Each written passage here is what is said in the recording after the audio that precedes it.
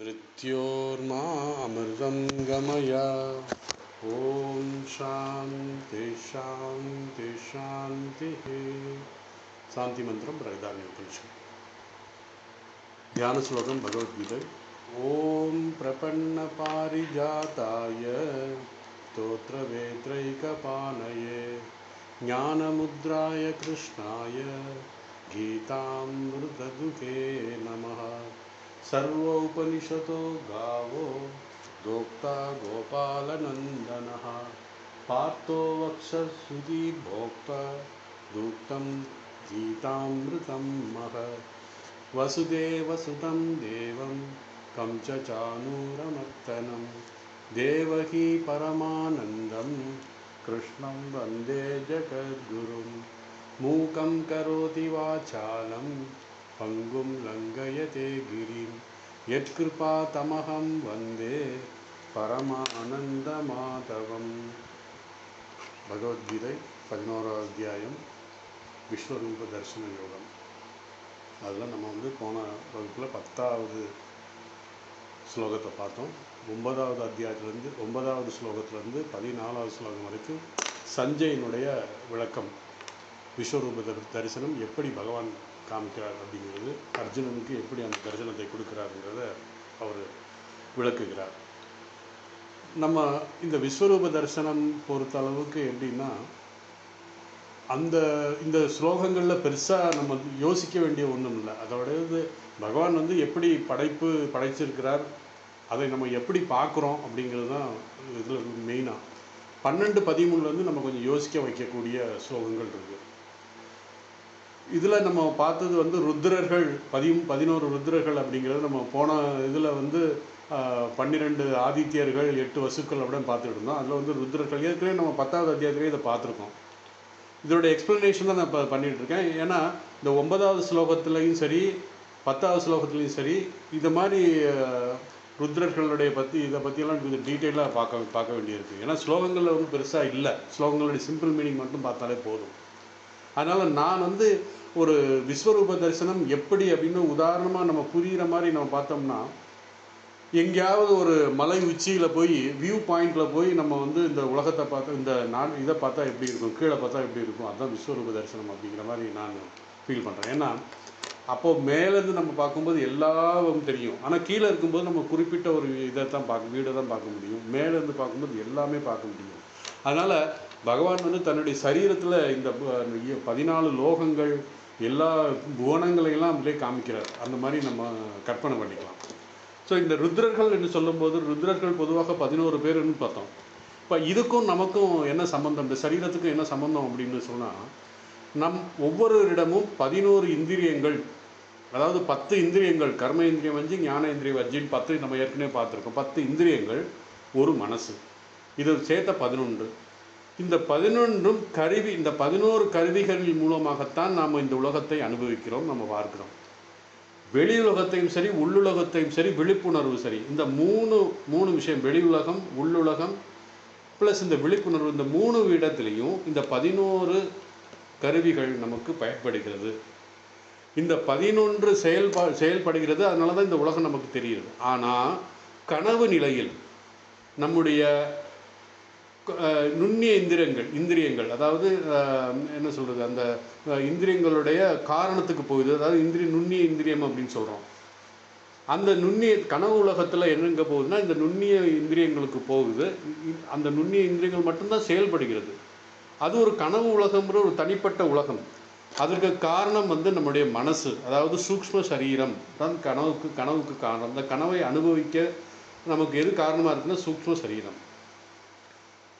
அந்த கனவு சரீரம், இப்போ இந்த சூக்ஷ்ம சரீரத்திலேருந்து பார்க்குற கனவு, ஃபார் எக்ஸாம்பிள் நான் பார்க்குற கனவு அதை என்னை தவிர வேறு யாரும் பார்க்க முடியாது.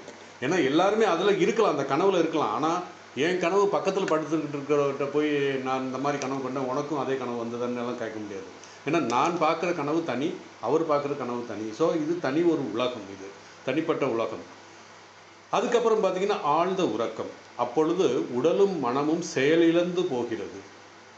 அது என்னன்னா, அந்த மனம் காரண சரீரத்துக்கு போயிடும். இந்த சரீரம் காரண சரீரத்தில் ஒடுங்கி விடுகிறது. அப்போ தான் நமக்கு இந்த உடலும் மனமும் பொதுவாக ஒர்க் பண்ணவே இல்லை. அப்போது அந்த இடத்துல என்னென்னா, நம்ம ஏற்கனவே அந்த மாயையினுடைய ஒரு பகுதி, ஒரு சக்தி மட்டும் அப்போ வேலை செய்யுது. இந்த ஆழ்ந்த உறக்கத்தில் நமக்கு என்ன ஆகுதுன்னா, இந்திரியங்களுடைய அனுபவங்கள் எதுவுமே கிடைக்காது. அப்போது என்ன ஒரே ஒரு குணம், நல்ல தூங்குனேங்கிற மட்டும்தான் சொல்ல முடியும். அதனால் ஏன் இந்த இந்திரியங்களுடைய விஷயங்கள் நமக்கு அப்போ தெரியலை அப்படின்னா, அந்த இந்திரியங்கள் செயலிழந்து விடுகிறது அப்பொழுது. அப்போது நம்ம ஏற்கனவே பார்த்துருக்கோம், இந்த மாயை வந்து 2 சக்தியாக வேலை செய்யுது. ஒன்று விக்ஷேப சக்தி, இன்னொன்று ஆவரண சக்தி. ஆவரண சக்திங்கிறது மறைக்கிறது, விக்ஷேப சக்திங்கிறது ஒன்று வேறு ஒரு மாதிரியே தெரியுது. விதவிதமாக எப்படி ஒரு 100 கண்ணாடி இருந்துச்சுன்னா அந்த கண்ணாடியில் நம்ம எப்படி ரிஃப்ளெக்ஷன், ஒவ்வொரு கண்ணாடியிலும் ஒவ்வொரு ரிஃப்ளெக்ஷன் இருக்கிற மாதிரி இந்த உலகத்தில் நம்ம ஒரு வஸ்துவை பார்க்கும்போது அது வேறு ஏதோ ஒன்று மாதிரி தெரியுது. கயிறை வந்து பாம்பாக தெரியுது நமக்கு. ஸோ இதுதான் விக்ஷேப சக்தி அப்படிங்கிறது. ஒன்று இன்னொன்றா தெரியுது விக்ஷேப சக்தி. அந்த விக்ஷேப சக்தி இந்திரியங்கள் செயலிழந்தனால அந்த விக்ஷேப சக்தி போயிடுது, அதுவும் இல்லாமல் போயிடுது. அப்போ இருக்கிறது ஒரே ஒன்று, அந்த ஆவரண சக்தி, மறைக்கும் சக்தி. அந்த ஆழ்ந்த உறக்கத்தில் நம்மளோட ஆன்மா வந்து மறைக்கப்பட்டிருக்கிறது இந்த மாயையினால். அப்போ அதனால தான் நமக்கு என்ன சொல்கிறோம், நல்லா தூங்கினேன், நல்ல ஒரு ரெஃப்ரெஷ்மெண்ட் கிடைச்சது அப்படிங்கிற மாதிரி சொல்கிறோம். ஆனால் அந்த உள்பொருள், அந்த மறைந்துக்கின்ற உள்பொருளை காணும் அனுபவம் நமக்கு, அதாவது இந்த ஆத்மாவுடைய தரிசனம் நமக்கு கிடைப்பதில்லை. அது எப்போ கிடைக்கும்னா சமாதியில் மட்டும்தான் கிடைக்கும். சமாதியில் நமக்கு அந்த ஆன்ம தரிசனம் கிடைக்கும். ஆனால் இந்த ஆழ்ந்த உறக்கத்தில் நமக்கு கிடைக்காது. எனவே அர்ஜுனனுக்கு சொல்கிறாரு பகவான், இவை அனுபவத்தை, அதாவது இந்த ஆழ்ந்த உறக்கத்தில் நீ வந்து பார்ப்பது மறைக்கப்பட்ட அந்த ஆத்மா தான். ஆனால் பகவான் இப்போ காமிக்க போகிற விஸ்வரூப தர்சனத்தில் எல்லாற்றையும் நீ காண்பாய், இவை அனைத்தை பற்றிய ஞானத்தையும் நீ பெறுவாய் அப்படின்னு சொல்கிறாரு. ஸோ அர்ஜுனன் விஸ்வரூப தரிசனம் என்றால் என்ன அப்படின்னு கேட்கும்போது, நான் உண்மை காண விரும்புகிறேன், விஸ்வ தரிசனம் என்னன்னு கேட்டு நான் உன்னை பகவானை பார்க்க விரும்புகிறேன்னு சொல்லும்போது அதன் பொருள் என்ன சொன்னால், அர்ஜுனன் கேட்டதற்கு பகவான் புதிதாக எதுவும் விஸ்வரூபத்தை எடுக்கலை. இந்த படைப்பிலிருந்து நமக்கு அப்படி இருக்குது. இந்த உலகம் பகவான் படைத்த நாளில் இருந்து இந்த விஸ்வரூபம் இருக்குது. ஆனால் நம்முடைய லிமிட்டட் இந்திரியங்கள்னால அந்த விஸ்வரூபத்தை பார்க்க முடிவதில்லை. அதே மாதிரி உதாரணம் பார்த்திங்கன்னா, படைப்பு தோன்றிய கணத்திலிருந்து விஸ்வரூபம் இருக்கிறது. எப்படி களிமண்ணிலிருந்து பானை உருவானதோ அந்த கணத்திலிருந்தே அந்த களிமண்ணுடைய பெயர், உருவம், பயன்பாடு ஆகியவற்றுடன் அது பானையாக நமக்கு தோன்றுகிறது. அதே மாதிரி தான் இந்த விஸ்வரூபம்.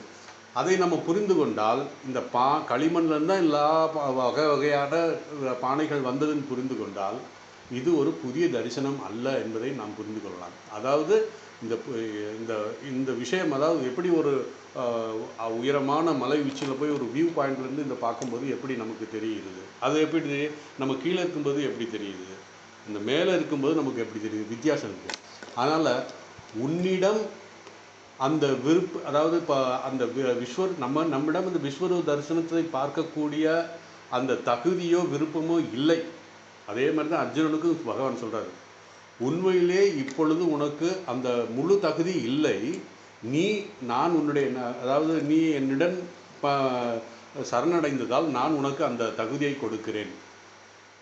பகவான் அர்ஜுனன் சொல்கிறான், ஒரு திவ்ய திருஷ்டினா திவ்ய சக்ஷு விஸ்வரூப தரிசனை காமிக்கிறேன் அப்படிங்கிறாரு. விஸ்வரூபத்தை பார்க்கும்போது அர்ஜுனன், அந்த விஸ்வரூபத்தை பார்க்கும்போது அர்ஜுனன் பயந்து நடுங்கிறான்.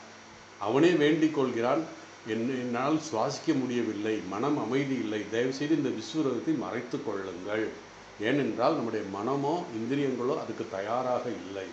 இந்த விஸ்வரூபம் அர்ஜுனனுக்கு மட்டுமே கிடைக்கக்கூடியதா அப்படின்னு கேட்டால் இல்லை, நாம் எல்லோருக்கும் கிடைக்கும். நாமும் அர்ஜுனனை போல இறைவனிடம் சரணடைந்தால் நமக்கு கிடைக்கும். இறைவன் நமக்கு தோன்றுவார். அந்த நேரத்தில் அவர் உலக வடிவத்தை ஏற்றுக்கொண்டு, அதாவது இந்த உலகமே அவரை பகவானாக உலக வடிவத்தை ஏற்றுக்கொண்டு நமக்கு தரிசனம். அப்போது உலக தரிசனம் நமக்கு உலக வடிவத்தை நமக்காக ஏற்றுக்கல. எப்போவுமே அவர் அப்படி தான் இருக்கார், ஆனால் நமக்கு தெரியறதில்லை. ஆதி காலத்திலிருந்தே, படைப்பு தோன்றிய நாளிலிருந்தே இந்த படைப்பே அவருடைய விஸ்வரூபமாக இருக்கிறது. எப்படியோ ஒவ்வொரு ஆபரணமும் தங்கத்தின் வடிவமே, அப்படியே தான் இந்த இது மட்டும் எல்லா அந்த ஆபரணங்கள் ஒன்று தனித்தனியாக இருந்தாலும் ஆனால் அதோட இது தங்கம் தான். அதனால் அதே போல் பகவானே இந்த ஒவ்வொரு ஜீவனாக மலையாக நதியாக இருக்கிறார் அப்படிங்கிறத நம்ம புரிஞ்சுக்கணும் அப்படிங்கிறது. ஸோ நமக்கு தேவைப்படுவது அந்த விசேஷ விவேக சக்தி. எதுக்கு விவேக விசேஷ சக்தினா எல்லாமே தங்கம்தான். ஆனால் தங்கத்தில் ஒவ்வொரு உருவமும் வேறுபடுகிறது. ஒரு வடிவத்தில் ஏற்றுக்கொள்கிறோம், அதாவது ஒரு வடிவத்தை பார்த்து அதோட பேர் ஒன்று வைக்கிறோம். அந்த பேருக்கு ஏற்றப்பாடு அந்த பயன்பாடை நம்ம அந்த பேருக்கேற்ற பயன்பாடு பெருக்கிறோம். அது என்பதை நாம் புரிஞ்சுக்கிறது. ஃபார் எக்ஸாம்பிள் நெக்லஸ்னால் கழுத்தில் அணிகிறது, வளையல்லாம் கையில் போட்டுக்கிறது, மூக்குத்தின்னு மூக்கில் வச்சுக்கிறது, காதணி காதில் வச்சுக்கிறது, மோதிரம் விரலில் அணிகிறது. இப்படி எல்லாமே தங்கம் தான். ஆனால் அதோடைய பயன்பாடும் அதோடைய பேரும் மாறியது. இங்கே இன்னொரு அற்புதமான கருத்து ஒன்று சொல்கிறாரு. உதாரணமாக நம்ம கேலண்டரில் பார்க்குறோம். படத்தில் விஷ்ணு அல்லது கிருஷ்ணர் 1000 தலைகளுடன் 1000 கைகளுடன் இருக்கிற தரிசனம் கொடுக்குறார். அதாவது விஸ்வரூப தரிசனம் நம்ம கேலண்டரில் நிறைய பார்த்துருக்கோம். அப்போது 1000 இந்திரியங்கள் அப்படி பார்த்தால் நம்ம 1000 கணக்கான தலைகள் இருக்கிறது. நம்ம ஜஸ்ட்டு யோசித்து பார்க்கணும். நம்ம ஒருத்தருக்கே நமக்கு ஜலதோஷம் பிடிச்சதுன்னா இப்போ இந்த 1000 தலை ஆயிரக்கணக்கான தலைகள் இருக்கும்போது அந்த ஆயிரக்கணக்கான தலையில் ஜலதோஷம் பிடிச்சா என்ன ஆகும்? ஒரு ஆபத்தான விஷயம். அது ஜஸ்ட் ஒரு கற்பனைக்காக சொல்கிறேன். அதாவது அதனுடைய பொருள் அதல்ல. என்னென்னா சிவபெருமானோ அல்லது விஷ்ணுவோ 2 கால்களுடன் நின்று கொண்டு கூடுதலாக 1000 தலைகளோடு விஸ்வரூப தரிசனத்தை நம்ம பார்க்கும்போது அந்த 1000 தலை வைத்திருக்கிறார் என்பதல்ல. அதன் உண்மை பொருள் என்னன்னா, எந்த தலையை கண்டாலும் அது அவருடைய தலைதான், எந்த கண்களை கண்டாலும் அது பகவானுடைய கண்கள் தான், யாருடைய காதுகள் கண்டாலும் அவையும் பகவானுடைய தான், அவருடைய காது தான். யாரை பார்த்தாலும் அது பகவானைத்தான் பார்க்கிறோம். யாராவது நறுமணத்தை நுகர்கிறார் என்றால் அதை பகவான் நுகர்கிறார். யாராவது படுத்திருக்கிறார்கள் என்றால் அது இறைவன் தான் படுத்திருக்கிறார். யாராவது ஓடுகிறார்கள் அது இறைவன் தான். இப்படி எல்லாமே இறைவன் தான். அதுதான் இது விஸ்வரூப தரிசனம் அப்படின்னு சொல்லி இந்த சமநிலைத்துவம் ஈக்வானிமிட்டி வரணும் அப்படிங்கிற மாதிரி இந்த விஸ்வரூபத்தினுடைய தரிசனமே எல்லாம் அதுதான். எத்தனை உருவங்கள் கண்டாலும் அவை அனைத்தும் பகவானுடைய வெளிப்பாடே. ஒரே ஒரு இறைவன் தான் எண்ணற்ற பெயர்களும் எண்ணற்ற வடிவங்களில் எண்ணற்ற பயன்பாடுகளும் இருக்கிறார் அப்படிங்கிறத புரிஞ்சுக்கணும். அதனால தான் வேத மந்திரத்தில் ஏற்கனவே சொன்னேன் நான். சகச சீஷம் புருஷம் சகர்ஷாத் சகர்ஷவாத் ச பூமி விஸ்வத்தோ விருத்வா அதிர்ஷ்டம் தசாங்குலம் அப்படின்னு சொல்லி ஒரு நாராயண சூக்தம் வருது. மகாநாராயண சூக்தத்தில் ஒரு அழகான மந்திரம் இது. பல வேத பகுதியிலையும் இது வருது. ஆயிரக்கணக்கான தலைகள், ஆயிரக்கணக்கான கண்கள், ஆயிரக்கணக்கான கால்கள். இதன் பொருள் இந்த பிரபஞ்சம் முழுவதும் ஒரே பகவானுடைய பல வகையான வெளிப்பாடு தான். ஆக பகவான் தான் இந்த மாதிரி வெளிப்பட்டிருக்கிறார். எப்படியோ ஒரு களிமண் எண்ணற்ற பானைகள் பொருட்களையும் வெளிப்படுத்துவது போல இந்த பகவான் நமக்கு வெளிக்கிறார். இதை நாம் புரிந்து கொள்ள வேண்டியது. நமது சாதாரண கண்களால் ஒரு நேரத்திலே நம்ம என்ன லிமிட்டட் இந்திரியங்கள் அப்படின்னு ஏன் சொன்னேன்னா இதனால தான். சாதாரண கண்களால் ஒரே நேரத்தில் ஒன்றுக்கு மேற்பட்டதை நம்மால் காண முடியாது, ஒன்றுக்கு மேற்பட்டதை நம்மால் கேட்க முடியாது. அப்படி கேட்டார்னா 1க்கு 2 பேர் பேசுறது நமக்கு இரிட்டேட் வரும். 3 பேர் பேசணும் நிச்சயமாக தலை சுற்றிடும். ஸோ அதனால் பல மனங்கள் ஒரே நேரத்தில் நம்மளால் நுகர முடியாது, பல சுவைகள் ஒரே நேரத்தில் நம்மால் அனுபவிக்க முடியாது. இதை நம்ம எல்லாருமே கவனிச்சிருப்போம். 5 வகையான உணவுகள் சாப்பிடுகிறோம் என்றால் அந்த நேரத்தில் ஒன்று தான் நம்மளால் சுவைக்க முடியும். ஒன்று இனிப்பு, ஒன்று கசப்பு, ஒன்று துவர்ப்பு, அப்படி ஒவ்வொன்று தனித்தனியாக இருக்கும்போது ஒரே கணத்தில் ஒரே ஒரு சுவை மட்டும்தான் தெளிவாக நாம் அனுபவிக்க முடியும். இது எல்லாருமே தங்களுடைய அனுபவத்தில் பார்த்துருப்பீங்க. நீங்கள் இனிப்பு, உப்பு, புளிப்பு ஏதாவது ஒன்று தான். ஆனால் இந்த ஞானத்தின் மூலம் அந்த புரிதல் வந்துவிட்டால் இந்த அனைத்தும் ஒரே சைத்தன்யத்தினுடைய வெளிப்பாடு என்பதை நாம் அனுபவிக்க முடியும். உதாரணமாக 100 கண்ணாடி உங்களை சுற்றி இருக்குன்னு வச்சு கற்பனை பண்ணிக்கோங்க. அப்பொழுது உங்களுடைய பிரதிபலிப்பை நீங்கள் பார்ப்பீங்க. எப்போ நீங்கள் ஒரே ஆள் 100 கண்ணாடியில் முன் நிற்கும்போது அது நம்ம என்ன சொல்லுவோம்? 100 பிரதிபலிப்பு இருக்குங்கிறதும் கிடையாது. அது கிடையாது. அந்த கண்ணாடியிலேருந்து இது நம்ம சரீரம் பிரதிபலித்து இன்னொரு கண்ணாடியில் அது இன்னொரு கண்ணாடி, இப்படியே ஒரு கண்ணாடியாக போய் ஆயிரக்கணக்கான லட்சக்கணக்கான பிரதிபலிப்புகள் இருக்கும். ஏன்னா நம்ம ஒன்றும் இல்லை, சலூன் கடையில் பார்த்தாலே தெரியும். முன்னாடி ஒன்று வச்சுருப்பான், பின்னாடி ஒன்று வச்சுருப்பான். அந்த முன்னாடி நம்ம ஃபேஸ் பார்க்கும்போது பின்னாடி கண்ணாடி ரிஃப்ளெக்ட் ஆகும். அந்த பின்னாடி கண்ணாடியை முன்னாடி கண்ணாடி ரிஃப்ளெக்ட் ஆகி அது வேற ஒரு மாதிரி காமிக்கும். இப்படி ஒரு 2 கண்ணாடிக்கே நமக்கு இந்த மாதிரினா 100 கண்ணாடி சுற்றி இருந்தால் எப்படி தெரியும்? இதுதான் விஸ்வரூபத்தினுடைய முதல் இது. இப்போ 100 கண்ணாடி முன்னாடி நம்ம நிற்கும்போது எத்தனை ரிஃப்ளெக்ஷன், எத்தனை ஆயிரக்கணக்கான ரிஃப்ளெக்ஷன், லட்சக்கணக்கான ரிஃப்ளெக்ஷன் நம்ம பார்க்க முடியும். அதனால் ஒவ்வொரு கண்ணாடியும் மற்ற கண்ணாடிகளில் பிரதிபலிக்கும். இந்த பிரதிபலிப்பு மீண்டும் மற்ற கண்ணாடியில் பிரதிபலிக்கும். இவ்வாறு எண்ணற்ற ஆயிரக்கணக்கான லட்சக்கணக்கான உங்களுடைய பிரதிபலிப்பை பார்க்க முடியும் அப்படின்னு சொல்கிறாரு. ஏன்னா இதெல்லாம் வந்து விஸ்வரூபத்தை புரிந்து கொள்வதற்காகத்தான் நான் சொல்கிறேன். அது மட்டுமல்ல, இந்த கண்ணாடி பல வடிவங்கள் இருக்குது. சில கண்ணாடி வந்து குவி லென்ஸாக இருக்கும், சிலது குழி லென்ஸாக இருக்கும், கான்வெக்ஸ் கான்கேவ் இந்த மாதிரி எல்லாம் இருக்கும். அப்போது நம்ம வந்து எப்படி அந்த கண்ணாடி சின்னதாக தெரியும், பெரிசாக தெரியும், பல நிறங்களாக தெரியும், எப்படி கெலடோஸ்கோப் அதில் வந்து நம்ம பார்க்கும்போது எப்படி நமக்கு சுற்றும் போது ஒன்று ஒவ்வொரு மாதிரி தெரியும். அது மாதிரி அர்ஜுனா இவை அனைத்தும் நீ காண்பாய்.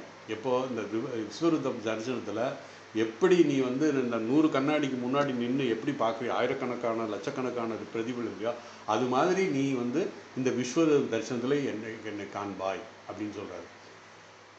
ஆனால் காணப்படுவது நான் ஒருவனே.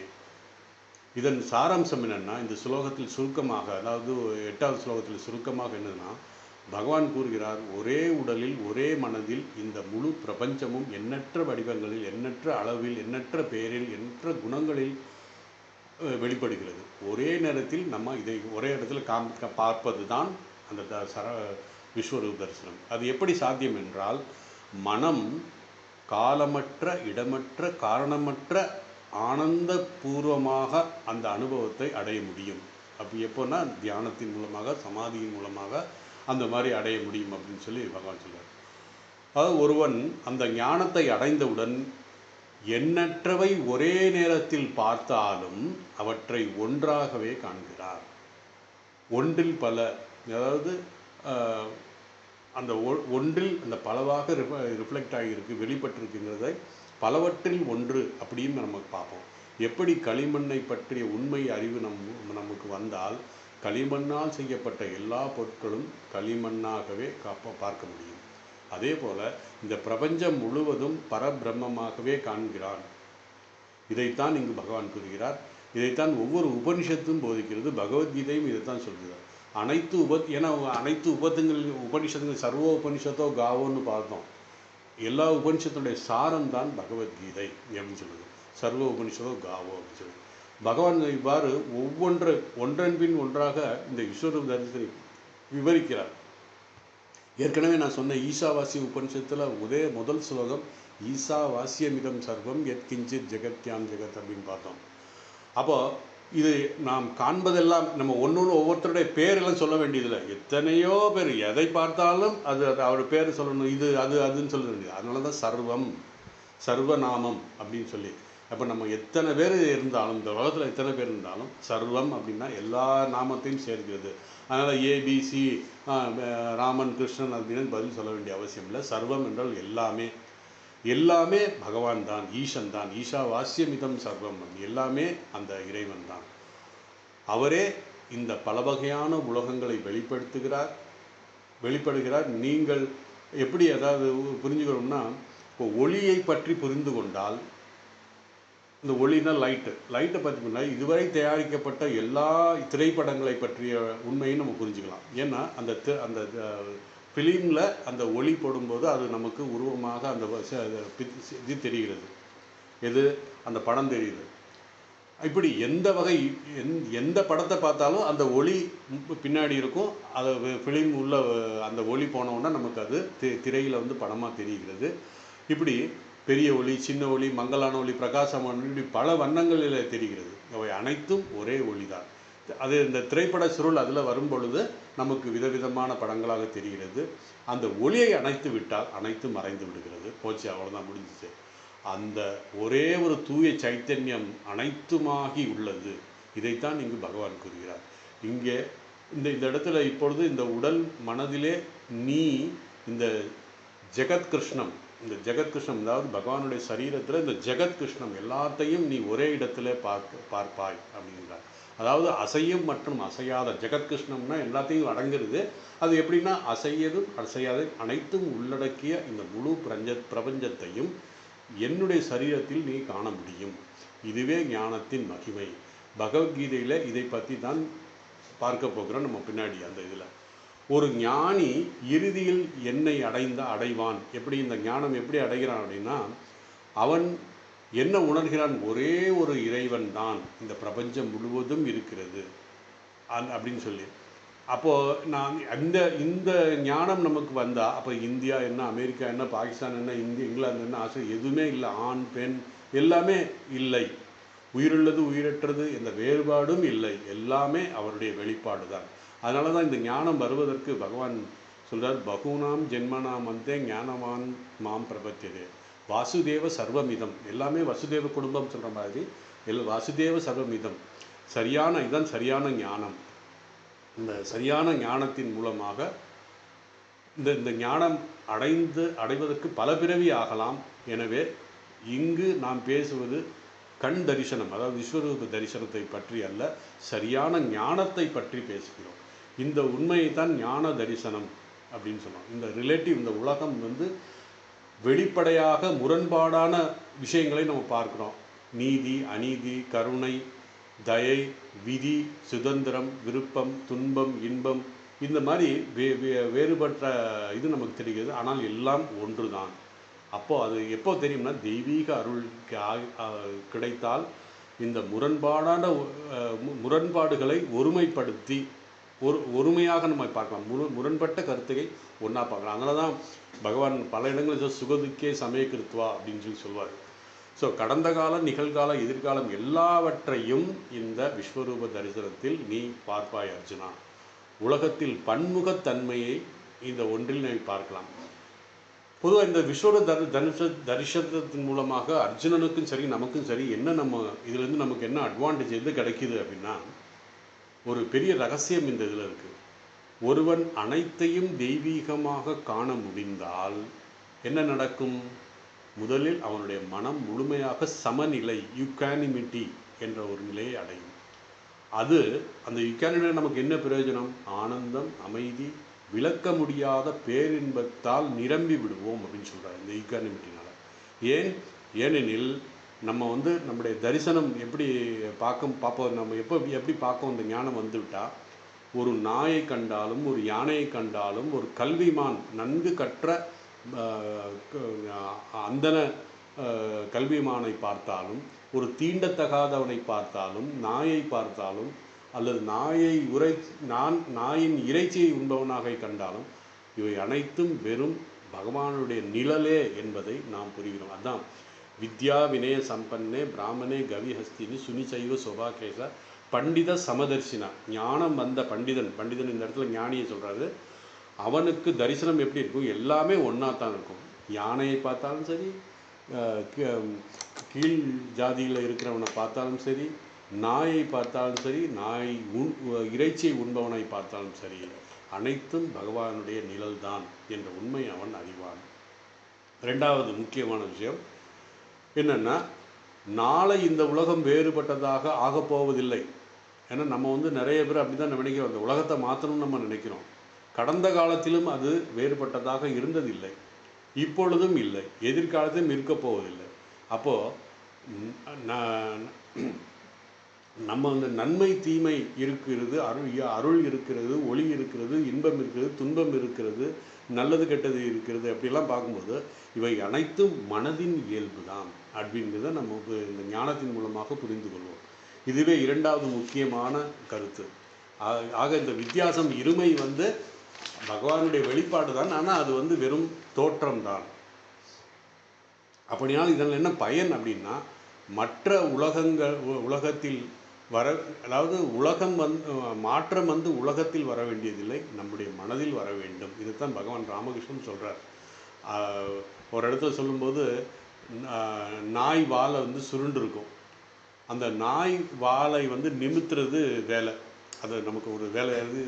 அதாவது ஒரு பூதம் ஒருத்தனுக்கு என்ன வேணும், நீ எனக்கு ஒரு நிமிஷத்தில், அதாவது நீ என்ன வேலை சொல்லிக்கிட்டே இருக்கணும், நான் செஞ்சுக்கிட்டே இருப்பேன். அந்த பூதம் வந்து சொல்லும், சொல்லிக்கிட்டே இருக்கணும். நீ ஒரு ஃப்ராக்ஷனில் நீ அதை நிறுத்தினா உடனே நான்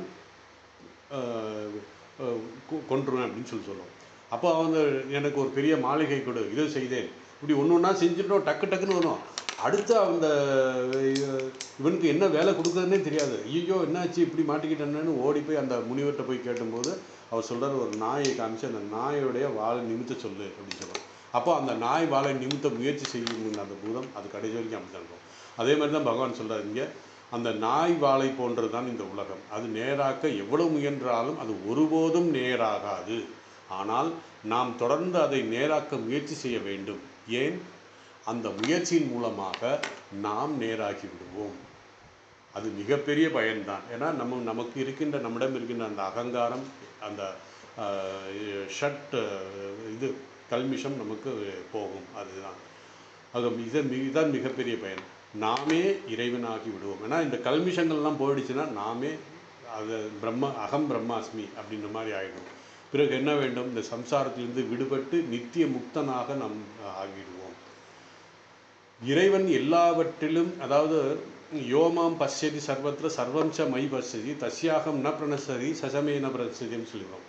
இறைவனை எல்லாவற்றிலும் காண்பது, எல்லாவற்றையும் இறைவனில் காண்பது மனிதனின் எல்லா சந்தேகங்களும் எல்லா குழப்பங்களும் அகன்றுவிடும். இது இந்த விஸ்வரூப நமக்கு கிடைக்கக்கூடிய இன்னொரு பயன். அவன் தன்னை முழுமையாக இறைவனுடைய சித்தத்துக்கே ஒப்படைத்து விடுகிறான். எல்லாமே இறைவன் என்று காணும் பொழுது நடப்பதெல்லாம் இறைவனுடைய சித்தம். அப்போது இந்தியா எங்கே, சீனா எங்கே, பாகிஸ்தான் எங்கே, எதுவுமே கிடையாது. போராட்டம் இல்லை, எல்லாமே தெய்வீகத்தினுடைய விளையாட்டு, திவ்ய லீலையாக பார்க்க முடியும். இதை தான் சுவாமி விவேகானந்தர் சொல்கிறார், இந்த உலகம் ஒரு சர்க்கஸ் மாதிரி. அப்போ என்ன நடக்கிறது? உலகிலே மிக பயங்கரமான நிகழ்வுகள் கூட அதை சாதாரணமாக அதனுடைய பயங்கரத்தன்மையை இழந்து விடுகிறது. மிகவும் வெறுக்கத்தக்க பொருள் கூட இறைவனுடைய வெளிப்பாடாக மாறிவிடுகிறது. அதனால் அவை மிகவும் நேசிக்கத்தக்கதாக நாம் பார்க்க முடிகிறது. முன்பு பெரிய எதிரி என்று நாம் நினைத்தவன் ஞானம் பிறந்த பிறகு அவன் நண்பனாக பார்க்க முடிகிறது. இதுதான் இதனுடைய முக்கியமான பயன். பிரபு நீங்கள் என்று நான் அறியவில்லை அப்படிங்கிற ஒரு ஞானம் உனக்கு, அதாவது இந்த ஞானம் வந்ததுக்கப்புறம் எல்லாமே இந்த என்னுடைய உருவத்திலும் என்னுடன் நீங்கள் விளையாடி கொண்டிருக்கிறீர்கள், என்னை பயமுறுத்துகிறீர்கள் அப்படின்னு சொல்லியெல்லாம் ஒரு அற்புதமான அனுபவம் நமக்கு கிடைக்கும். இந்த விஸ்வரூப தரிசனத்தை பெற்ற மனிதன் உலகத்தை முழுவதும் தழுவி மகிழ்ச்சியுடன் மிகுந்த தைரியத்துடன் தனக்கு கொடுக்கப்பட்ட கடமைகளை உறுதியுடன் நிறைவேற்றுவான். அதை தான் சுவாமி விவேகானந்தர் சொல்லியிருக்கார். அவன் அனைத்தையும் ஒரே பார்வையில் காண்கிறான். பிரித்து பகுதியாக குழப்பப்படுவது முறை அல்ல. அந்த குழப்பமானதை அவன் காண்பதில்லை. இதுக்கு ஒரு சின்ன உதாரணம் சொல்கிறார். பகவான் ராமகிருஷ்ணனுடைய ஆன்மீக புதல்வர் என்று சொல்லப்படுகின்ற சுவாமி பிரம்மானந்தர் குழந்தைகளுடன் பழகும்போது தாமே ஒரு குழந்தையாக மாறிவிடுவார். அப்படின்னு அவருடைய வாழ்க்கை வரலாறு எட்டர்னல் கம்பேனியன்லாம் வருது. ஒரு முறை அவர் பலராம் போஸுடைய வீட்டில் தங்கியிருந்தார். அங்கே பல குழந்தைகள் விளையாடி கொண்டிருந்தது. மகராஜ் மிக உயரமாக நல்ல பருமனாக நல்ல தடித்த, உண்மையிலே அவர் அரசனாகத்தான் இருப்பார். அதனால தான் சுவாமி விவேகானந்தர் அவருக்கு ராஜா என்று பெயரிட்டார். நம்ம எல்லாருக்கும் தெரியுங்க. ஆக உலகத்தை ஆளக்கூடியவராக இருந்தார். அவர் என்ன பண்ணார்னா, ஒரு நாள் அவர் பலராம் போஸ் வீட்டில் தங்கியிருந்த போது ஒரு புலி முகமுடியை அணிந்து கொண்டு 4 கால்களில் உருன்னு சத்தி கொண்டு அந்த குழந்தைகள் விளையாடி கொண்டிருந்த பகுதிக்கு சென்றார். குழந்தைகளெல்லாம் பயந்து ஓடியது. ஆனால் ஒரே ஒரு சிறுவன் மட்டும் அங்கேயே நின்று மிகவும் பயந்து விட்டு ஓட முடியவில்லை. அது அந்த குழந்தையினால் கண்களில் கண்ணீரை திளைத்து கொண்டு அப்போ சொன்னார், மகராஜ், நீங்கள் ராஜா மகராஜ் தானே, எனக்கு தெரியும் அப்படின்னு சொன்னார்.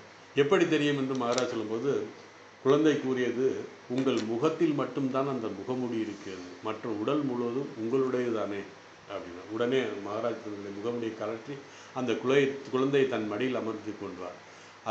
அதனுடன் மகிழ்ச்சியாக விளையாட ஆரம்பித்தார். இதுபோல தான் இறைவன் நம்மோடு இவ்வாறு விளையாடு கொண்டிருக்கிறார். முகமுடியை போட்டு ஒவ்வொருத்தரும் ஒவ்வொரு முகமுடி போட்டு விளையாடுகிறார். பகவான் தான் அந்தந்த முகமுடியில் இருக்கார். பிறகு இந்த 8வது ஸ்லோகத்தில் நம்ம பார்க்கும்போது என்ன பார்த்தோம், இதற்கு முன்பு அதனுடைய பொருளை நம்ம பார்த்தோம். அதாவது அந்த 8வது ஸ்லோகம் பார்த்தோம், அர்ஜுனா உன்னுடைய உலகியல் கண்களால் என்னை காண முடியாது, ஏன்னா அது லிமிட்டட். உனக்கு ஒரு விசேஷ கண் தருகிறேன் அப்படின்னு சொன்னார். திவ்ய சக்ஷு ததாமியகம் அப்படின்னாரு. அந்த கண், அது கண் என்றால் கண்ணல்ல, புரிந்து கொள்ளும் கருவி, சுத்தமான மனம், அதைத்தான் அந்த கண்ணுன்னு சொல்கிறார். திவ்ய சக்ஷுன்னு சொன்னார். ஞானக்கண் அப்படின்னா அந்த சுத்தமான மனதில் நான் உனக்கு கொடுக்கிறேன். இதைத்தான் ஒவ்வொரு இந்துவும் காலையில் பிரார்த்தனை சொல்லும்போது அசத்தோமா சத்கமயா அப்படின்னு சொல்லி சொல்கிறாரு. அதாவது நமக்கு வந்து தூய அந்த இதை குடிக்கணும், தூய மனதின் மூலமாக நான் அசத்திலிருந்து சத்துக்கு போகணும் அப்படிங்கிற பிரார்த்தனை செய்யணும். ஸோ இறைவனும் இந்த ஞானம் எல்லோருக்கும் அளித்து கொண்டிருக்கிறார். பொதுவாக நாம் இந்த ஞானத்தை அடைவத பல ஜென்மங்கள் நாம் பகவானிடம் பிரார்த்தித்து பெற வேண்டும். நமது புரிதல் ஆழமாக இருக்க வேண்டும். நமது நடத்தை முன்பை விட மிக உயர்ந்து இருக்க வேண்டும். காரணம் எல்லாம் இறைவனுடைய சொரூபம், இறைவனுடைய திருவிளையாடல் என்பதை நாம் உணர வேண்டும். இதை வந்து நம்ம 9வது ஸ்லோகத்தை வரைக்கும் பார்த்தோம். இனி 10வது ஸ்லோகம் 11வது ஸ்லோகம் இதை கூட கொஞ்சம் பார்த்துட்டு அதுக்கப்புறம் நம்ம வந்து ஸ்லோகங்களுக்கு போவோம். ஏற்கனவே 10வது ஸ்லோகம் வரைக்கும் நம்ம பார்த்துட்டோம். ஸோ 11வது ஸ்லோகம் நம்ம பார்க்க போகிறோம். அதுக்கு முன்னாடி இந்த 9வது ஸ்லோகத்திலே சில விஷயங்கள்லாம் சொல்கிறார். அர்ஜுனன் எப்படி இருந்தார் அப்படிங்கிறது நமக்கு தெரியும். 2வது அத்தியாயத்திலே 1வது அத்தியாயத்திலே பகவானிடம் சரணடைந்து விட்டார், மிகவும் பணிவாக இருந்தார். இந்த நேரத்தில் என்னுடைய மயக்கம் மோகம் தீர்ந்தது அப்படின்னு வேற சொல்கிறார். இறைவன் ஒருவரே என்பதையும் அவர் உணர்ந்தார். அதனால்தான் என்னுடைய மோகம் அழிந்தது என்று கூறினார். என்னுடைய மோகம் போச்சு. இதே கருத்து 18வது அத்தியாயத்திலையும் பகவான்கிட்ட உறுதி பண்ண போகிறார். அதாவது அர்ஜுனன் என்ன ஆனான் அப்படிங்கிறத, அவனுடைய மோகம் தீர்ந்தது, மோகம் அழிந்தது அப்படிங்கிறத 13லேயும் என்றார். அதுதான் நஷ்டோ மோகம் ஸ்மிருதி லப்துவா தொத் பிரசாதாய மயா அச்சுதா அப்படின்னு சொல்லுவார். அதாவது நஷ்டோ மோகம், என்னுடைய மோகம் அழிந்து விட்டது. ஸ்மிருதி லப்துவா, ஸ்மிருதி லப்துவானா எனக்கு ஞானம் வந்தது. எங்கேயுமே போகல, அது உள்ளே தான் இருக்குது. நம்ம வந்து அந்த நம்முடைய சம்ஸ்காரங்கள்னால, நம்முடைய பூர்வ இதனால இதெல்லாம் மறைக்கப்பட்டிருக்கிறது அப்படிங்கிறத அவங்க சொல்கிறார். அதாவது உமது அருளினால் என் மயக்கம் நீங்கியது. அந்த நஷ்டோ மோகம்ங்கிறதுக்கு இறைவன் அருள் இருக்க வேண்டும் அப்படிங்கிறத தான் இங்கே சொல்கிறார்.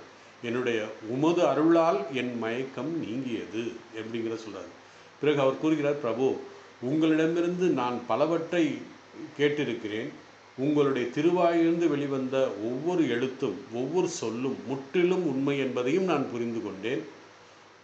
அது என்ன சொல்கிறது, அந்த முழுவதும் பரம சத்தியம்.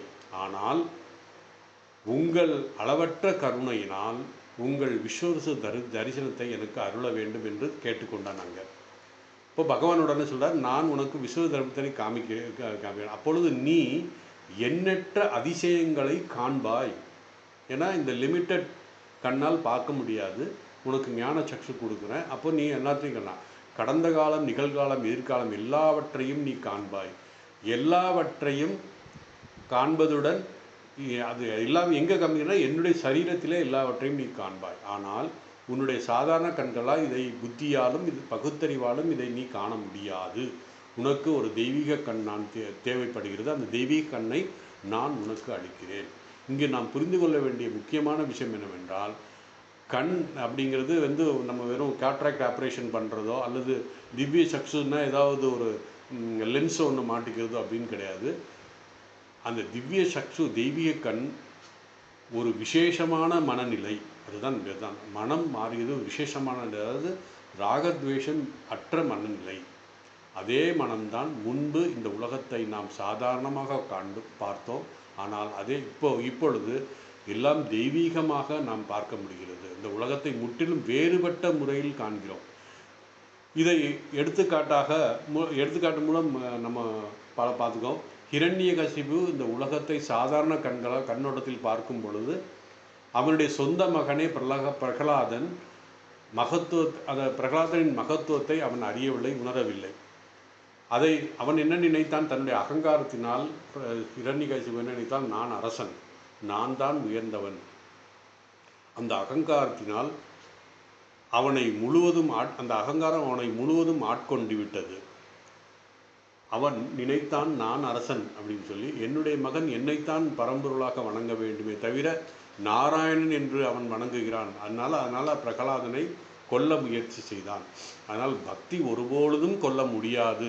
பிரகலாதன் உயர்ந்த பக்தியின் உருவமே அப்படிங்கிறத பகவான் ராமகிருஷ்ணர் பல இடத்துல சொல்லியிருக்காரு. பகவான் ராமகிருஷ்ணர் சொல்கிறாரு, அவர் விவரிக்க முடியாத, அதாவது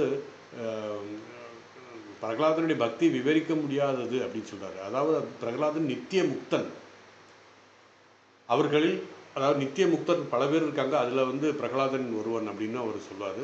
அவனுக்கு இறைவனை தவிர வேறு எதுவுமே தெரியாது. அதனால்தான் பிரகலாதன் என்பது பக்தியின் அடையாளம். ஒரு மனிதனுடைய இதயத்தில் பக்தி ஒரு முறை தோன்றி வளர்ந்து விட்டால் உலகப்பற்றுகள் அதை ஒருபோதும் அழிக்க முடியாது. சில சமயங்களில் அது மறைந்தது போல தோன்றும். நம்முடைய மகான்கள் சில நேரத்தில் நம்ம பார்த்துருப்போம், தீய வழிகள்லாம் போயிருப்பாங்க. அதுக்கப்புறம் அது ஒருபொழுதும் அழியாது. திருப்பி மீண்டும் அவங்க ஒரு ஏதாவது ஒரு இதில் நடக்கும், ஒரு இன்சிடெண்ட் நடக்கும், உடனே அவங்க மாறிடுவாங்க. அதனால் இது ஒரு மறைக்கப்பட்டது போல தோன்றுகிறது, ஆனால் அது அழிவதில்லை. வெறுமனே ஒரு திரைக்கு பின்னால் மறைந்து நிற்பது போல இருக்கும் அப்படின்னு சொல்கிறார். அதனால் இந்த சக்ஷு, ஞான சக்ஷு என்பது கலங்கம், ராகத்வேஷம் அற்ற மனம் அப்படிங்கிறத நம்ம பார்க்கணும். இதனுடைய விளக்கம் நம்ம இன்னும் இந்த 2-3 ஸ்லோகத்தை நம்ம பார்த்துட்டு சொல்லுவோம். ஏன்னா இந்த 10வது ஸ்லோகம் 11வது ஸ்லோகத்தினுடைய விளக்கம் இன்னும் கொஞ்சம் இருக்குது. இந்த விளக்கங்கள் எதுக்கு நம்ம பார்க்குறோம் அப்படின்னா, இந்த விஸ்வரூப தரிசனம் எப்படி இருக்குங்கிறத நம்ம மனதில் நம்ம கற்பனை பண்ணிக்கணும். எடுத்துக்காட்டாக நான் பார்க்குறோம், மங்கலான வெளிச்சத்தில் ஒரு மனிதன் கயிற்றை பாம்பாக பார்க்கிறான். அது தவறான இது. அது அந்த கயிறு நமக்கு பாம்பாக தெரிகிறது. அதே மனிதன் வெளிச்சம் வந்த பிறகு அல்லது பகலில் அதே பார்க்கும் பொழுது பாம்பு காணவில்லை, கயிற்றைத்தான் பார்க்கிறான். அப்போது கயிற்றில் எந்த மாற்றமும் நிகழவில்லை, எந்த பாம்பும் அதிலிருந்து வெளியே வரவில்லை. எந்த பாம்பு மறைந்தது அதாவது இந்த எந்த பாம்பும் அந்த மறைந்து போகவில்லை, அந்த பாம்பே அங்கே இல்லை. மற்றும் முழுவதும் பார்ப்பவனிடனுடைய மனநிலை பொறுத்து. பாம்பு என்ற எண்ணம் பார்த்தவுடன் அவன் மனதில் அதாவது இந்த கயிறை பார்த்தவுடனே தன்னுடைய மனதில் ஏற்கனவே இருக்கின்ற அந்த பயத்தின் மூலமாக அது பாம்பாக அவனுக்கு தெரிந்தது. ஸோ சரியான ஒளி கிடைக்கும் பொழுது அவன் அதை சரியாக பார்க்கிறான். எதுவுமே மாறவில்லை, நம்முடைய மனம்தான் மாறுகிறது என்பதை இங்கே சொல்கிறார். அதுதான் கோபாலயர்மா கதையை பார்க்கும்போது கூட சொன்னோம். கோபாலயர்மா தன் கையில் தான் வழிபட்ட அந்த கிருஷ்ணனை கையில் ஏந்தி தட்சிணத்துக்கு வந்தார். அப்போது என்ன நடந்தது? அவருடைய கோபாலன், அதாவது அந்த கோபாலயர்மா கொண்டு வந்த அந்த கோபாலன் ஸ்ரீ ராமகிருஷ்ணனுடைய உடலுக்குள் நுழைந்தது. மீண்டும் வெளியே கோபாலயர்மா கையில் வந்தது. மறுபடியும் ஸ்ரீ ராமகிருஷ்ணன் உடலுக்குள் நுழைந்தது.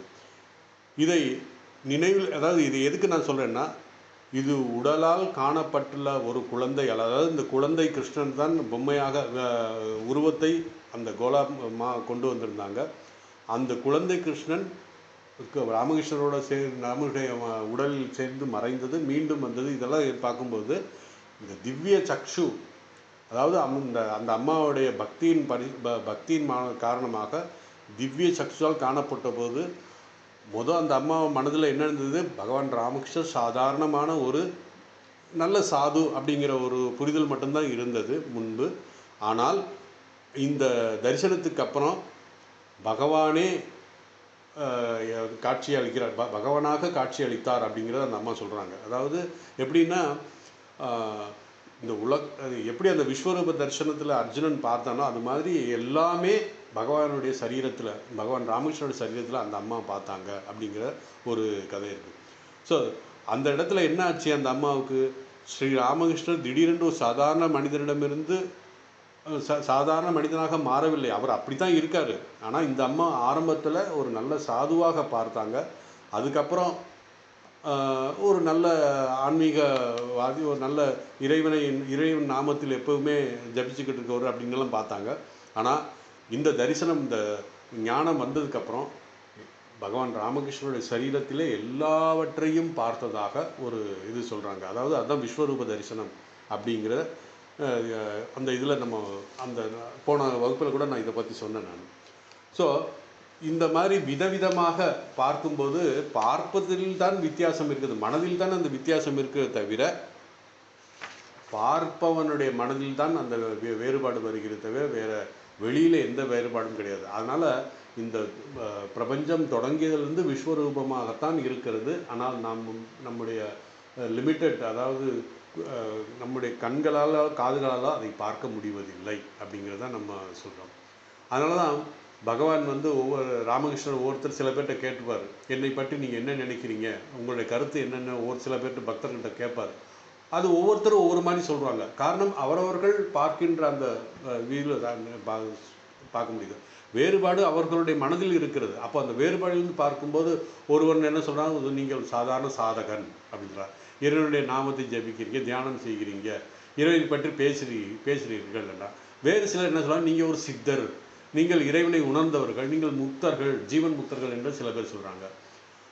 சில பேர் என்ன சொன்னார்னா, நீங்கள் அவதாரம் என்று கூறுகிறார்கள். ஆனால் ஒரு பக்தன் எல்லாவற்றையும் தாண்டி என்ன சொன்னார்னா, உங்களை அவதாரம் என்று கூறியவர்கள் மிகவும் குறுகிய எண்ணம் கொண்டவர்கள் அப்படின்றார்.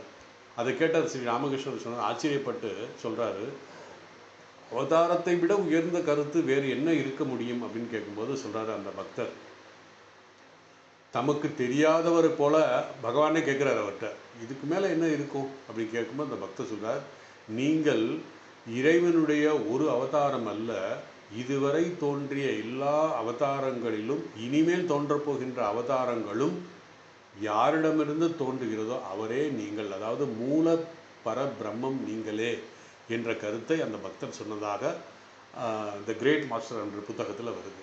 நீங்களே அந்த பரபிரம்மம் அப்படின்ற கருத்தை செய்யும். ஸ்ரீ ராமகிருஷ்ணர் மாறவில்லை, சுவாமி விவேகானந்தர் பார்வையிலும் மாறவில்லை. அது சுவாமி விவேகானந்தரையும் அவதாரம் சொல்கிறோம், அதாவது சிவபெருமானுடைய அவதாரம் அப்படின்னு சொல்கிறோம். அவரும் அந்த இந்த பிரம்மத்தை உணர்ந்தவர் அப்படின்னு சொல்கிறோம். ஆனால் சாதாரண மனிதர்கள், அவர் மேலை நாட்டில் எவ்வளோ கஷ்டப்பட்டார். சில கிறிஸ்தவ பாதிரியார் மிஷனரிஸ் எல்லாம் அவரை மிக மோசமான மனிதர் என்று சுவாமி விவேகானந்தரை பற்றி என்ன தவறான கருத்துக்களை எல்லாம் வெளியே சொன்னாங்க. சில பேர் விஷயத்தை வைத்து கொல்லக்கூட முயற்சி பண்ணாங்க. எப்படி யூதர்கள் இயேசு கிறிஸ்துவை கொல்ல முயற்சி செய்தார்களோ, கொன்றார்களோ, அதே போல தான் அங்கே நடந்தது. காரணம், அவர்களுடைய பார்வை மிக சாதாரணமான பார்வை. அதனால் அவரவர்கள் பார்க்கின்ற பார்வையில் தான் இருக்கிறது அப்படிங்கிறத சொல்கிறார். ஒவ்வொருவரும் தங்களுடைய சக்ஷு, தங்களுடைய பார்வை மூலமாக இந்த உலகத்தை ஒவ்வொரு விதமாக பார்க்கிறார்கள். இதற்காக இதை நம்ம பல முறை நம்ம பார்த்துக்கோம். ஒரு பொருள் இருக்கிறது, அதாவது ஒரு சின்ன ஒரு மேஜை, மர மேஜை இருக்குதுன்னு வச்சுக்கோங்க. அந்த மர மேஜை ஒரு கரையான்கிட்ட கேட்டால் அந்த கரையான் என்ன சொல்லுவோம், இது என்னுடைய உணவுன்னு சொல்லுவோம். ஒரு சாதாரண மனிதன்கிட்ட இது என்னன்னு கேட்டால், இது மர மேஜை, எழுதுவதற்கும் உட்காருவதற்கும் பயன்படுத்தலாம் அப்படின்னு சொல்லுவோம்.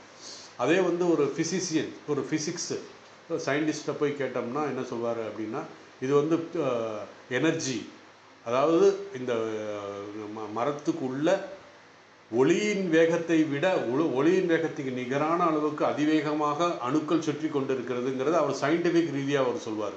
அதே பகவான் ராமகிருஷ்ணன் கேட்டால் இது என்னுடைய அன்னை, தெய்வீக அன்னை என்று சொல்வார். அதுபோல் அவரவருடைய பார்வையில் எப்படி இருக்கிறது, அதாவது அவரவர்களுடைய பார்வை மனநிலையை பொறுத்து தான் அந்த பொருள்கள் அவர் அதை பார்க்கிறார்கள். இதைத்தான் சக்ஷு அப்படின்றோம். ஆனால் இந்த ஞான சக்ஷு அப்படிங்கும்போது அந்த விருப்பு வெறுப்பு இல்லாமல் எல்லாமே இறைவனாக பார்க்கக்கூடிய அந்த இது பண்ணலாம். இதைத்தான் அன்னை சாரதையும் சொல்கிறார். அன்னை சாரதையுடைய வாழ்க்கை வரலாறு பார்த்திங்கன்னா, ஒவ்வொருவருக்கும் அன்னை சாரதை ஒவ்வொரு மாதிரி ஆன்மீக தகுதிக்கேற்ப பதிலளிக்கிறாங்க. என்னென்னா, சில பேர்கிட்ட அம்மா என்ன சொல்லுவாங்கன்னா, நான் சாதாரண பெண் தான் அப்படின்னு சொல்லுவாங்க. சிலரிடம் நான் காளி, நான் தெய்வீக அன்னைன்னு சொல்லுவாங்க, நான் உலக அன்னை அப்படின்னு சொல்லுவாங்க, எனக்கு விருப்பமான எதையும் செய்ய முடியும் அப்படிங்கிறதையும் சொல்லுவாங்க. அதாவது நான் தான் சாக்ஷாத் தேவி அப்படின்னு சொல்லுவாங்க. ஆகவே அவரவர்கள் அந்த கண்ணை அந்த அந்த அவர்களுடைய மனநிலை அவருடைய கண்ணை பொறுத்து தான் அப்படின்னு சொல்லி வெறும் புலனுறுப்பு அந்த கண் இந்த மாமிச கண்ணில் இந்த மனநிலை மாமிச கண்ணோடு இந்த உலகத்தை பார்க்கும் பொழுது அவர்களுக்கு என்ன மனநிலை இருக்குது அதைத்தான் பார்ப்பார்கள். ஒருடைய ஆன்மீகத்தில் ஒரு முன்னேற அந்த பார்வை மாறும். எல்லாவற்றையும் இறைவனால் தான் நிறைக்கப்பட்டுள்ளது என்பதை ஞானம் வந்த பிறகு தெரியும். அதனால்தான் நாம் தினமும் ஸ்ரீ ராமகிருஷ்ணருடைய இது அவதார ஸ்தோத்திரம், அதாவது கண்டனவை பாடும்போது ஞானாஞ்சன விமல நயன, அதாவது ஞானாஞ்சன விமல நயனம், அதாவது ஞானம் என்னும் அஞ்சனத்தை மையை பூசிக்கொண்டு அவருடைய தூய கண்களை, அதாவது அந்த மையை பூசிட்டோம்னா எல்லாமே நமக்கு இறைவனாக தெரியும். அது ஞானக்கண் அப்படின்னா, ஞானம் என்ற மையை நாம் பூசிக்கொண்டால் எல்லாமே இறைவனாக தெரியும். அதனால் இதை தான் பகவான் சொல்கிறார் அர்ஜுனன்ட்ட, அர்ஜுனா உனக்கு நான் ஆன்மீக தகுதி கொடுக்குறேன், உனக்கு இந்த தகுதி இல்லை இருந்தாலும் நான் கொடுக்குறேன். அதனால் என்னுடைய அருளால் உனக்கு அந்த திவ்ய கண்கள், அந்த ஞானம் கிடைக்கும். திவ்யம் ததாமிதே சக்ஷுகு அப்படின்னு சொல்கிறார். உனக்கு அந்த திவ்யமான கண்கள் தெரியும். ஏன் நதுமாம் சக்கிய திருஷ்டும் அநேக ஸ்வச்சக்ஷு, அதாவது நீ இந்த உலகத்தை பார்க்கக்கூடிய கண்ணை கொண்டு என்னை பார்க்க முடியாது. காரணம் எல்லாமே இந்த சரீரத்தில் அடங்கியிருக்கிறது. இறந்த காலம், நிகழ்காலம், எதிர்காலம் மூணையும் ஒரே நேரத்தில் நீ பார்க்கலாம். என்னுடைய ஐஸ்வர்ய யோகத்தையும் பார்க்கலாம் அப்படின்னு சொல்லியிருக்காரு. அப்போது இதுவரைக்கும் நான் அர்ஜுனன் குருடனாக இருந்தானா? இல்லை. பகவான் ஏன் இப்படி கூறுகிறானால், இந்த உலக கண்ணால் அர்ஜுனன் கிருஷ்ணனை பார்க்க முடியும். ஏ சகே, ஏ கிருஷ்ணா, ஏ யாதவா அப்படின்னு சொன்னார். அப்படி தான் பார்க்க முடியும் தவிர, கிருஷ்ணனாகத்தான் பார்க்க முடியும் தவிர, பிரபஞ்சத்தின் படைப்பாளர், காப்பாளர், அழிப்பாளராக இந்த முழு பிரபஞ்சம் தன்னுடைய சரீரத்தில் இருப்பதாக பார்க்க முடியாது.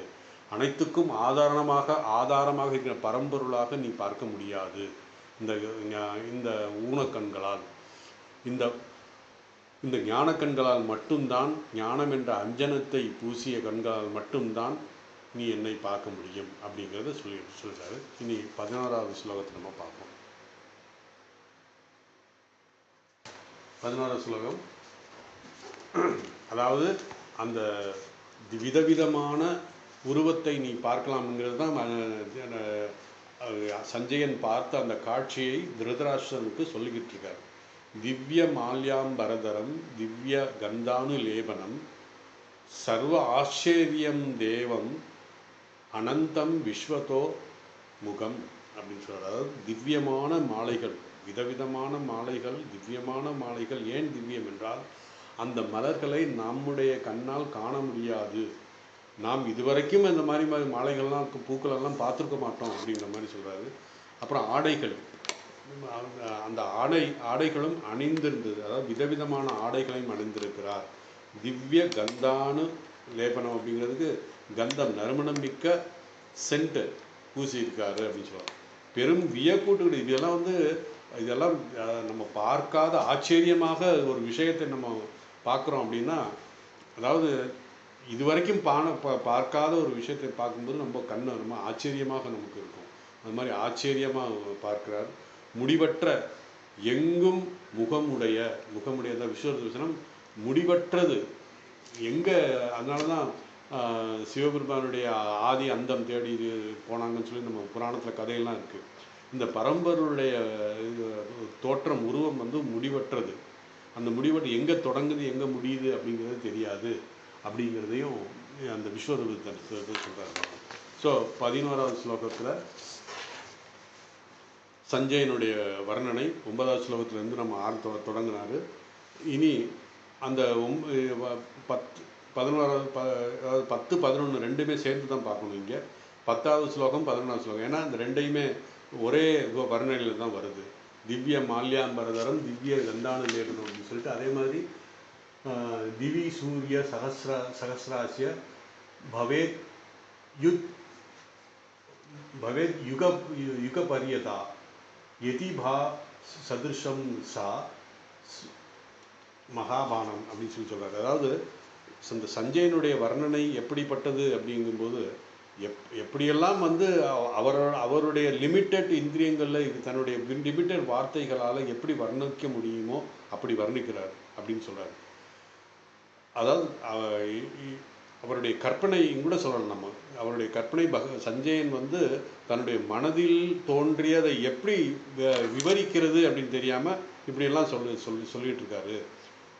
அதாவது அந்த தான் கண்ட காட்சிகளை வார்த்தையால் விவரிக்க முடியாது, இருந்தாலும் அவர் தன்னுடைய வார்த்தைகளால் சொல்கிறார்.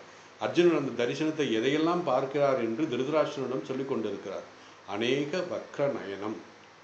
அநேகம் என்றால் எண்ணற்றது, எண்ணில் அடங்காதது. இன்னொரு பொருள் இருக்குது. அநேகம் அப்படிங்கும்போது என்னென்னா மேலானது, உயர்ந்தது அப்படிங்கிறது சொல்லலாம். அநேகம் அப்படிங்கிறது 2 பொருள் சொல்கிறார். வக்ரம் அப்படின்னா வாய், முகங்களுடன் முகங்கள் இருக்கிறது இல்லையா, அந்த முகத்தினுடைய வாய். கண்களும் சொல்கிறார்.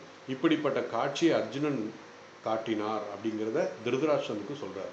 அநேக கண்கள், அதாவது அநேக அற்புத தரிசனம், விதவிதமான அற்புதங்கமான தரிசனத்தையும் அங்கே பகவான் காமிக்கிறார். அநேக திவ்யாபரணம். ஆபரணம் அப்படிங்கிறது இது ஆபரணங்கள், நகைகள் அப்படின்னு சொன்னால் அந்த கழுத்தில் காதில் இதெல்லாம் போட்டுக்கிற ஆபரணங்கள். அந்த அநேக திவ்யாபரணம், அந்த ஆபரணங்களை விதவிதமாக இருக்குது, திவ்யமாக இருக்குது. நாம் இதுவரைக்கும் பார்க்க முடியாத ஆபரணங்களாக இருக்குது, கற்பனை செய்து கொள்ள முடியாத அளவுக்கு ஆபரணங்கள் இருக்குது அப்படின்றார். திவ்ய அநேக உத்தியத் ஆயுதம் அப்படின்றாரு. அதாவது உத்தியத் ஆயுதம் அப்படின்னா திவ்யம்னா மேலான, அநேக அப்படின்னு சொல்லி, அநேகம்னா விதவிதமான, திவ்யம்னா மேலான, உத்தியத்துனா உயர்த்திய கைகளை, அந்த ஆயுதங்களை உயர்த்திய கைகளுடன், ஆயுதங்கள் கையில் வச்சுக்கிட்டு அதை உயர்த்திக்கிட்டு தயாராக இருக்கிறார். விதவிதமான ஆயுதங்களையும் அதை பயன்படுத்த தயாராக இருக்கிறார் அப்படின்னு சொல்லி அந்த மாதிரி தரிசனத்தை நான் பார்த்தேன் அப்படிங்கிற சொல்கிறார். திவ்யம்னா வினோதமான உயர்ந்த ஆயுதங்கள். அப்புறம் அடுத்த ஸ்லோகத்தை திவ்ய மால்யாம்பரதரம், மேலான எங்கும் கிடைக்காத புஷ்பங்களால் ஆன அந்த மாலைகளை அணிந்து கொண்டு, ஆடைகளை அணிந்து கொண்ட, அதே மாதிரி விதவிதமான ஆடைகள் எப்படின்னா தரம்னா அணிந்திருக்கார், அவர் உடுத்தி இருக்கிறார். அடுத்து திவ்ய கந்தானு லேபனம், மேலான வாசனை திரவியங்கள், பல வகையான இதை நறுமணம் மிக்க அந்த இதைகள் பூசி கொண்டிருக்கிறார். இவைகள் எல்லாம் பார்ப்பதற்கு எப்படி இருக்குதுன்னா சர்வ ஆச்சரியமயம். இதெல்லாம் பார்த்துட்டு அப்படியே ஆண் வாயை பறந்துட்டு இருக்கார் அர்ஜுனன். பார்ப்பதற்கு அவ்வளவு ஆச்சரியமாக இருந்தது. அனந்தம் தேவம், அனந்தம்னா முடிவற்ற அந்த பகவானுடைய சரீரம் எங்கே ஆரம்பிச்சது எங்கே முடியுதுன்னு தெரியாத அந்த இது இருக்கான். விஸ்வரூபம், அதை தான் விஸ்வரூபம் அப்படிங்கிறோம். முடிவற்ற அந்த உடல். பிறகு இந்த விஸ்வரூபத்தில் பகவானுடைய முகம் எந்த திசையில் நோக்கி இருக்கிறது அப்படின்னா விஸ்வத்தோ முகம், எல்லா திசையிலையும் இருக்குது. பொதுவாக 8 திசை சொல்லுவாங்க. அந்த 8 திசைகளாலும் 10 திசைகள் இருக்குது, எல்லா திசையிலையும் இருக்குது. எண்ணற்ற, எண்ணில் அடங்காத முகம், எண்ணில் அடங்காத ஆயுதம், எண்ணில் அடங்காத ஆபரணம், எண்ணில் அடங்காத மாலைகள். இப்படிப்பட்ட தரிசனத்தை பார்க்கும்போது அப்போ ஆச்சரியப்படாமையாக இருக்கும். அப்படி ஆச்சரியப்பட்டு அசந்து நின்றுட்டு இருந்தார் அங்கே அப்படின்னு சொல்லி சொல்கிறார். எல்லா திசைகளிலும் அவருடைய முகம் தெரிகிறது அப்படின்னு சொல்லி இந்த 2 ஸ்லோகத்தில் பகவானுடைய விஸ்வரூபத்தை பற்றி சுருக்கமாகத்தான் சொல்லியிருக்கார். தன்னுடைய மனதில், அதாவது அந்த பகவானுடைய அருளால் அவருக்கு அந்த காட்சி கிடைத்தது. அந்த காட்சியிலே தன்னால் இயன்ற அளவுக்கு நான் இதை திருதராஷ்டிரனுக்கு சொன்னேன். இப்படிப்பட்ட தரிசனத்தை பகவான் அர்ஜுனனுக்கு அந்த விஸ்வரூப தரிசனத்தை கொடுத்து கொண்டிருக்கிறார் என்று சொன்னார். அப்போது அர்ஜுனுடைய கதி என்ன? அர்ஜுனுடைய ஏன்னா அப்போ அர்ஜுனன் விளக்க போகிறான். அப்புறம் இந்த இதில் சஞ்சயனுடைய விளக்கத்தை முடித்ததுக்கு அப்புறம் அர்ஜுனன் சொல்ல போனான் அவனுடைய கதி என்ன அப்படிங்கிறதுக்காக தான் இப்போவே சொல்லிடுறாரு. அது எப்படி இருந்தது அது அப்படின்னா 1000 சூரியன் ஒரே நேரத்தில் பிரகாசமாக இந்த, அதாவது எப்படி நமக்கு தோணும் 1000 சூரியன் ஒரே நேரத்தில் உதிச்சா என்ன ஆகும்? எல்லாம் எரிஞ்சு சாம்பல் ஆகிடுவோமா? ஒரு சூரியனுக்கே நம்மளை இப்போ கடந்த ஒரு வாரமாக வெயில் பொழந்து கட்டுக்கிட்டு இருக்கு. அப்படி 1000 சூரியன் ஆச்சுன்னா என்ன ஆகும் அப்படிங்கிறதுக்கு பகவான் ராமகிருஷ்ணன் அதிகமாக ஒரு விளக்கம் சொல்கிறார். ராமாயணத்தில் இதே மாதிரி தான் ராமன் அந்த சபையிலே தோன்றிய பொழுது கம்பர் விளக்குகிறார். 1000 சூரியன் ஒரே நேரத்தில் உதித்தால் எப்படி இருக்கும் அப்படின்னா எல்லாம் எரிஞ்சு சாம்பல் ஆகிடுமேன்னு. அப்படி கிடையாது, அவ்வளவு திவ்யமான அந்த ஒரு ஆனந்தத்தை கொடுக்கக்கூடிய அந்த முகம் அப்படின்னு சொல்லி ராமாயணத்தில் சொல்கிறார். பகவான் ராமகிருஷ்ணன் அதை சொல்கிறார். 1000னா அது நம்ம மென்மை, அதாவது அதோடைய எப்படி பிரகாசமாக இருக்கும், அதே நேரத்தில் அது வந்து நமக்கு வந்து சூத்திங் இது கொடுக்கும், நல்ல ஒரு ஆனந்தத்தை கொடுக்கும் அப்படிங்கிறத சொல்கிறார்.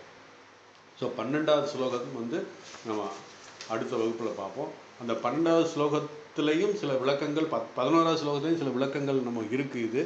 ஆனால் இது இன்னும் சரியாக ப்ரிப்பரேஷன் முடியலை எனக்கு. அதனால் இந்த ஒவ்வொரு தரிசனத்தையும் நம்ம வந்து பார்க்கும் பொழுது நம்ம மனதில் என்ன தோணுன்னா, இந்த உலகத்தில் நம்ம யாரை பார்த்தாலும் இறைவன் தன்னுடைய இந்த முகமுடியில் இருக்கார் அப்படிங்கிறத நம்ம உணரணும். உள்ளே இருப்பது இறைவன் தான். அவனுடைய சம்ஸ்காரத்தும் அவனுடைய முகமுடியின் இதனால அது ஒரு மாதிரி தெரியுது அப்படிங்கிறத, அந்த ஞானம் நமக்கு கிடைக்க வேண்டும் என்பதற்காகத்தான் இந்த விஸ்வரூப தரிசனம் வந்து அர்ஜுனுக்கு கொடுக்குறாரு. அதாவது வித்யா வினய சம்பன்னு சொன்ன மாதிரி யானை எங்கே இருக்குது, நாய் எங்கே இருக்குது, நாய் கறியை தின்பவன் எப்படி இருக்கிறான், பிராமணன் எப்படி இருப்பான், அதெல்லாம் ஒன்றா சேர்ந்து நம்ம அவ்வளோ வேறுபாடோடு இருக்கிறோம். வேறுபாடில் இருக்கிறனால நம்முடைய லிமிட்டட் அந்த வேறுபாடு எப்படி வருதுன்னா ராகத்வேஷத்தினால வருது அப்படிங்கிறத நம்ம பல இடத்துல சொல்லியிருக்கார் பகவான். அதனால் அந்த ராகத்வேஷத்தை நீக்க வேண்டும், விஸ்வரூப தரிசனத்தை நம்ம ஞானம் நமக்கு கிடைக்க வேண்டும் அப்படிங்கிறதுக்காக தான் அது இறைவன் அருள் இருக்க வேண்டும். அதே நேரத்தில் நமக்கு பக்குவமும் இருக்க வேண்டும், அதை ஏற்றுக்கொள்ளக்கூடிய தகுதியும் நமக்கு இருக்க வேண்டும் என்பதை பகவான் முக்கியமாக சொல்கிறார். அதனால் அடுத்த ஸ்லோகத்தில் 11வது அத்தியாயத்தில் 12வது ஸ்லோகம் அடுத்த வகுப்பில் சொல்லுவோம். ஓம் வசுதேவசுதம் தேவம் கம்சசானூரமர்த்தனம் தேவகி பரமானந்தம் கிருஷ்ணம் வந்தே ஜகத்குரும்.